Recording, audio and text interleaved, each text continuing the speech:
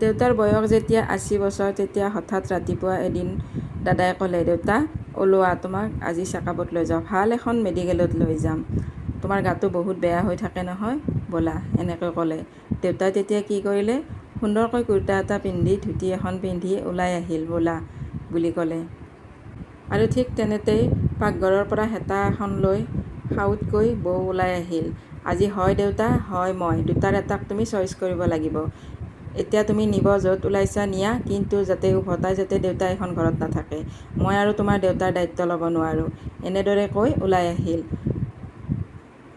দাদাই বৌক একো নক'লে, দেউতাক গাড়ীত তুলি লৈ গ'ল মেডিকেললৈ বুলি। দেউতাৰ স্মৃতিশক্তি অলপ অলপ গৈছিল। দেউতাই ভাবিছিল যে মা এতিয়াও জীয়াই আছে, মায়ে পাকঘৰত দেউতাৰ কাৰণে জলপান বনাই আছে, মায়ে লৈ আহিব, এইবোৰ ভাবি আছিল। আৰু দেউতাই ভাবি আছিল যে মোক ল'ৰাই লৈ আহিছে চেকআপলৈ বুলি। আৰু যেতিয়া দাদাৰ গাড়ীখন গৈ গৈ যেতিয়া টাউন এলেকা পাৰ হৈ যেতিয়া পাহাৰীয়া ঠাই পালে, পাহাৰীয়া সেই জংঘলৰ মাজেৰে লুংলুঙীয়া পথেৰে যেতিয়া দেউতাক লৈ গ'ল, দেউতাই প্ৰশ্ন কৰিলে, বাবা এয়াতো মেডিকেলৰ ৰাস্তা নহয়, তুমি মোক ক'লৈ লৈ আহিছা? মেডিকেলটো আমি ক'ৰবাতে থৈ আহিলোঁ। দাদাই একো নক'লে। আৰু কিছু দূৰ গ'ল গাড়ীখন, এজাক চিলনি উৰি আছে, লগত কাউৰী, ক'লা ক'লা পলিথিন, লগতে লেতেৰাৰ টোপোলা, জাবৰ জোথৰ বস্তা, নালা নৰ্দমাৰ গোন্ধ, এই সকলোবোৰে আহি দেউতাৰ নাকত লাগিছিল। গোটেই গাড়ীতে দেউতাই দাদাক নানান ধৰণৰ প্ৰশ্ন কৰি গৈছিল, কিন্তু দাদাই কোনো ধৰণৰ উত্তৰ দিয়া নাছিল। আৰু সময়ত দাদাৰ গন্তব্যস্থান দাদাই পাই এটা ডাঙৰ ডাষ্টবিনত দেউতাক পেলাই দিলে। আৰু দেউতাই তাতে উবুৰি খাই পৰি দাদাৰ ফালে চাই চিঞৰি বাবা বাবা বুলি মাতিব লওঁতেই, বয়সস্থ দেহা, আঁঠুৰে যে নোৱাৰে, দৌৰিবও যে নোৱাৰে, দেহাই যে কাম নকৰা হৈছে, গাড়ীখনলৈ কিবা কৈ আহিল চুঁচৰি চুঁচৰি, বাবা তই মোক এৰি ক'ত যোৱা বুলি ক'লে। দাদাই পকেটৰ পৰা ৮০ টকা এটা উলিয়াই দেউতাৰ পকেটত গুজি দিলে, কিবা খাই ল'বি ক'ৰবাত, এনেকৈ কৈ গাড়ীখন ষ্টাৰ্ট দি ধূলি উৰুৱাই দাদা গুচি আহিল তাৰ পৰা।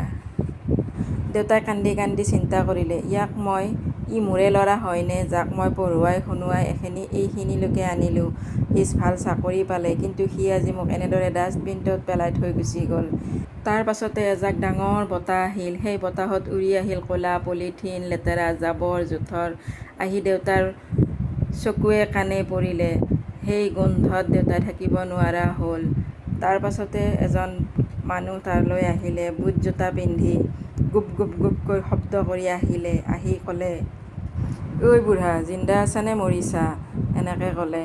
আৰু মই তেতিয়া চকুকেইটা মেলি চালোঁ, ইচোন জিন্দা আছে, আৰু কোনোবা ভদ্ৰ পুতেকে, ডাঙৰ পুতেকে পেলাই থৈ গ'ল, এনেকৈ সি মোক ক'লে। জোতাৰ গুপ গুপ শব্দই আৰু মানুহখিনিৰ কথাই দেউতাৰ মনলৈ আশাৰ ৰেঙনি কঢ়িয়াই আনিলে। কোনোবা যেন দূত হৈ আহিছে, কোনোবাই যেন মোক জীয়াই থকাত সহায় কৰিব, কাৰণ জীয়াই যাই মৰিবলৈ যে কাৰো মন নাই। তাৰ পাছত মানুহজনে দেউতাক তাৰ পৰা উঠাই লৈ গৈ দেখিলে আৰু এসোপামান বুঢ়া মানুহ, সকলোৱে দেউতাক দেখি খিলখিলকৈ হাঁহিলে, তয়ো আহিলি আমাৰ লগত বুলি। তাৰ পাছত দেউতাই ভাবিলে, এইবোৰকো তাৰমানে তেনেকৈ পুতেকহঁতেই থৈ গৈছে। তাৰ পাছত সেই মানুহজনে দেউতাৰ ফালে চাই মিচিকীয়া হাঁহি এটা মাৰি ক'লে, তোৰ ভোক লাগিছে ন, কি খাবি ক, এনেকৈ ক'লে। দেউতাই বোলে ক'লে, মই একো নাখাওঁ, মোক ঘৰত থৈ আহ বোপা, মোৰ এখন ঘৰ আছে, তাত মোৰ পুত্ৰ আছে, বোৱাৰী আছে, নাতি আছে, এনেকৈ দেউতাই কান্দি কান্দি ক'লে। তেতিয়া আকৌ মানুহজনে হাঁহিলে, তোৰ পুত্ৰ ইয়াতে থৈ গৈছে, তোক ৰাখিব নোৱাৰে কাৰণে, পোহপাল দিব নোৱাৰে কাৰণে, এনেকৈ কৈ মানুহজনে হাতত এটা চুপৰ বাতি আনি দেউতাৰ হাতত দিলে। আৰু দেউতাই হাত দুখন কঁপি কঁপি কঁপি কঁপি সেই চুপখিনি পি খালে। আৰু এনেদৰে বহুদিন পাৰ হৈ গ'ল। মই এদিন দেউতাহঁতৰ ঘৰলৈ গ'লোঁ, গৈ মই দাদাক সুধিলোঁ, দেউতা ক'ত?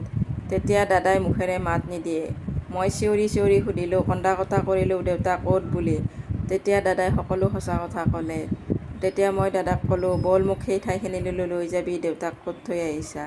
দাদাই লৈ গ'ল, আৰু মই সেই ঠাইখিনি পাই ওচৰত চিঞৰি চিঞৰি কান্দিলোঁ, দেউতা দেউতা বুলি। আৰু মোৰ কান্দোন শুনি সেই মানুহজন ওলাই আহিল, মানুহজনৰ নাম আছিল কালু ওলাই আহি ক'লে, দেউতা মোৰ ওচৰত আছে।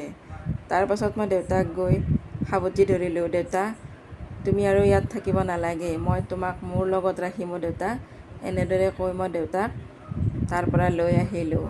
আৰু অহাৰ পাছত দেউতাই মোক সকলো বিৱৰি ক'লে, দাদাই কেনেকৈ লৈ গৈছিল, কেনেকৈ তাত থৈ আহিলে, কেনেকৈ তাত জীয়াই আছে, কি খাইছে কি নাখাইছে, এই সকলোবোৰ কথা ক'লে। বন্ধু বান্ধৱীসকল, ইমান পৰে মই এটি গল্প পঢ়াই শুনাই আছিলোঁ আপোনালোকক।